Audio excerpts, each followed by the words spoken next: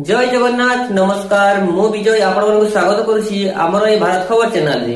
जे माने हमर चैनल को प्रथम थर पे आछन जे समय सब्सक्राइब करंतु और साथ बेल आइकन को प्रेस करंतु जहा द्वारा हमर प्रत्येक नूतन वीडियो नोटिफिकेशन आपण माने सर्वप्रथम पाई परिबे।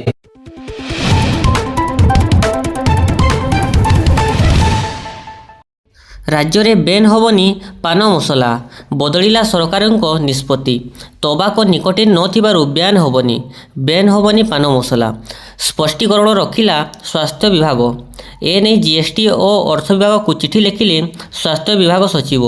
हेले किछि दिन पूर्व तंबाकू और निकोटिन युक्त समस्त सामग्री बा पान मसला बैन करने को निष्पत्ति नहीं राज्य सरकार 2013 गुटखा बैन पर राज्य सरकार आउ एक पदक्षेप नहीं